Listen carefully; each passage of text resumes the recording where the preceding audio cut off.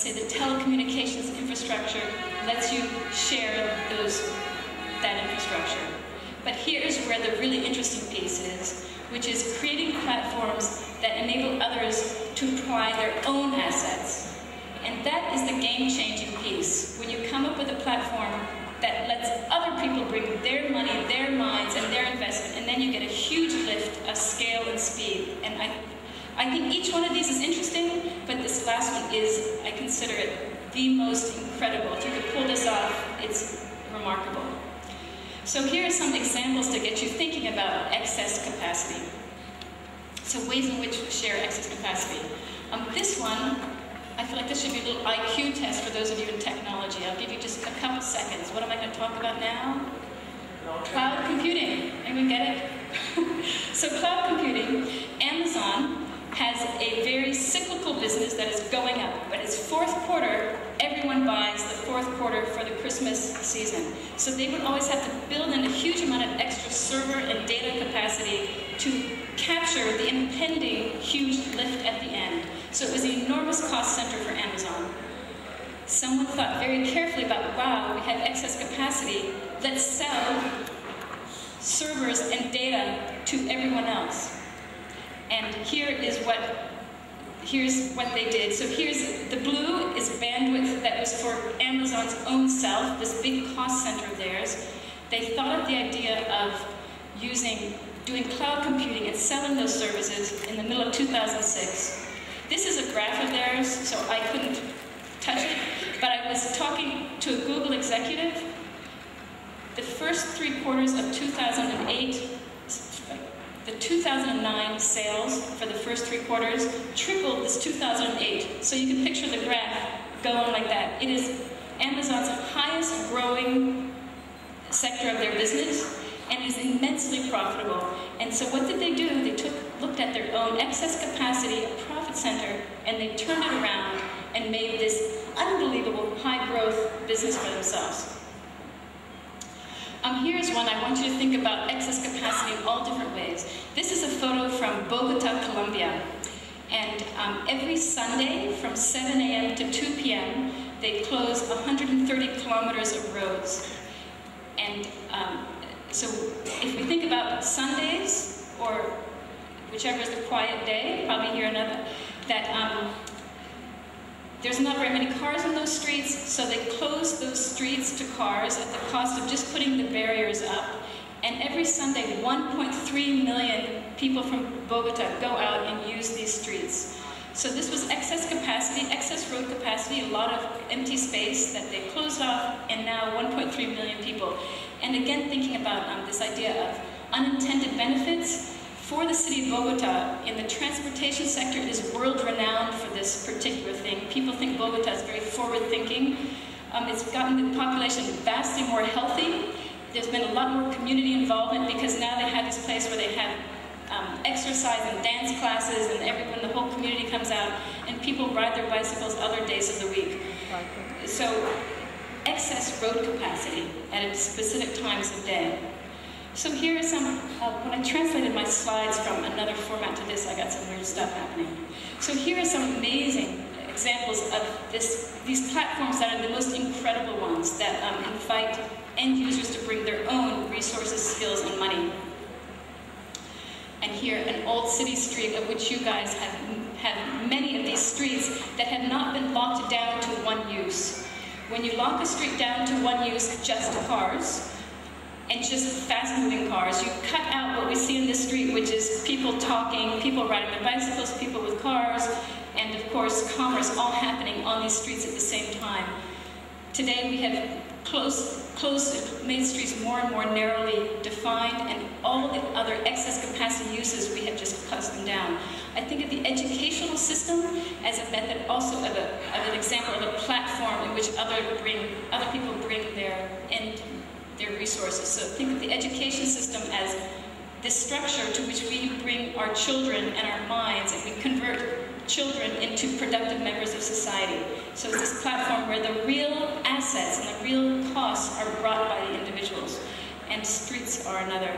Wikipedia, a friend of mine, Clay Shirky, who's an academic, he thinks of Wikipedia as harnessing excess mental capacity, that people used to sit around and do nothing, twiddle their thumbs, and be bored all day, and people who are really smart and clever now have a place to channel all their experience and their life's work into Wikipedia. And if Wikipedia didn't exist, as it didn't exist for years, we just lost that.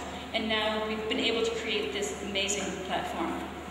And I think the internet is, of course, the most remarkable. It's the platform to beat all platforms. And the internet started as excess capacity with small networks within academic groups that were used not very often, and those networks of excess capacity brought together, and end users bring, as we know, everything. Their ideas, their money, their devices, so it brings it all together. So examples of squandered potential. So here's excess capacity that no one's using, and we see very negative effects from that. This is the new thing in the US, data. Data is collected one time for one purpose, and then it sits in a file drawer somewhere. And maybe a government worker looks at it or doesn't ever look at it. So in the US, there's a movement now to open up government data as well as other data so that that data can be used by any number of other people and other reasons. And it's really been working really remarkably well. Here is an example. So this is, in the UK, they've been collecting bicycle accident data for years and years and years. And it just sat in some file drawer in the health statistics place. The UK government opened it up, and someone had the obvious and good idea of mapping where the bicycle accidents were. And so those are all the red dots, is all the bicycle accidents. About 3 months ago, this was presented to the Parliament because they were trying to figure out where are we going to invest to build better bike lanes and where are we going to put our precious bike resources. And this told them precisely where. All along the main roads is where you should build bike facilities. All those neighborhoods in between, forget it, because there are no accidents there, don't worry about it. So this opening up of government data is really now expanding in many different ways. Here's another favorite of mine, closed proprietary single-purpose devices. This is pictures, and this is a very common way that we used to treat the world. And I want to say this is, what I'm talking about is the way forward. So here, these are navigation devices. Probably many of you have them in your cars, or you've seen them in cars. They cost between $100 and $400, and they tell you where you want to go. So it's a single-purpose device that you're paying a large amount of money for. It's a terrible idea. It's very risky, I think, because just about a month and a half ago, Google announced a navigation system on their new Android phone, and that day, the largest manufacturer of navigation devices is called TomTom, and there are TomTom devices in 36 million cars doing just navigation, single-purpose devices in these cars. That one day, their stock went down 35% because they realized, why would you ever buy a navigation device when you can download one onto your cell phone?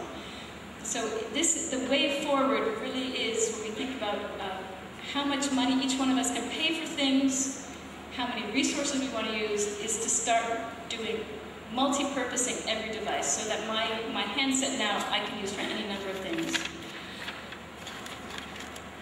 So I have this picture of a field of corn because when we have single-use items that are used everywhere, like this is one type of corn planted, we had no resilience. So TomTom had no resilience to withstand this kind of attack of switching their game plan, switching their business model very quickly. And I guess I want to end with this idea of diversity, and that we need these, what I think of as meadows, that we need to enable innovation to happen wherever we spy excess capacity. So here is a meadow where wherever we know that wherever there's a little scrap of dirt or a little space available, something will grow into that space. And as the environment changes or as the economy changes, if you have this diversity, some things will shrink and other things will grow, and you're able to still maintain this resilience. When I look at the economies of the developed world and the developing world, I'm really struck by the fact that the developed world has now locked down through regulatory and safety and status quo concerns. They've locked in the old way of doing business, and you can't make a little foothold to make this innovation. We've really locked it up. Whereas in the developing world, nothing is locked up. It's this wild place, but mostly they're using their resources really, really well.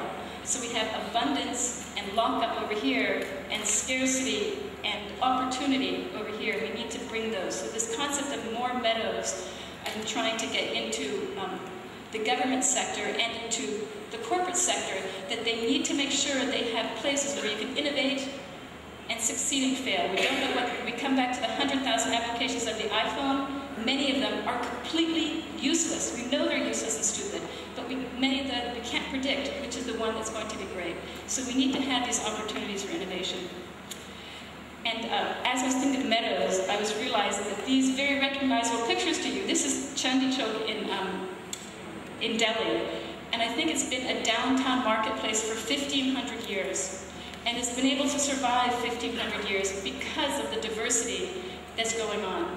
If it were just a single-purpose market, it would have long ago closed. And you can see that people have taken advantage of every scrap of anything they can innovate on. And while we sometimes think that this is a big horrid mess, this is in fact a thriving environment that will likely continue to thrive. They should clean up the wires, though. It's a little dangerous. And the internet, which is the ultimate one of these, the internet is a meadow. It's an economic meadow where you have this intense diversity, and it will never be locked down because there's so many ways to get in, and it's a meritocracy. Good things can succeed and bad things can fail. So this idea of collaboration, and coming back to those terrible problems we have, the 2.0 concept of platforms in which many, many people can bring their stuff is, for me, my most optimistic in the way I drive. What keeps me going is I think this will give us the speed and scale we need to solve these problems that are coming at a very fast pace. So we need more meadows. And my last slide, I just want to, I have to tee up. When I think about building businesses, this next slide is something that inspires me. At Zipcar, we had the big mailbox that was called info@zipcar.com. You know, any stuff gets people, they have no place else, they just send it to info@zipcar.com. And this is an email that was sent to Zipcar for no reason in particular and to no one in particular. This is the entire email, no editing. Oh, have I told you lately that I love you? So I feel like, for me, this is my standard for a reputation and an excellent business, to be able to create a business where people out of the blue send corporate love letters. And I want you to think about, in your own lives, have you told your cell phone network that you love them? Have you told your university that you love them? We need to work, we need to think of problems and solutions that solve people's problems in such a way that they send these kinds of letters. So that's what I have to say. Thank you.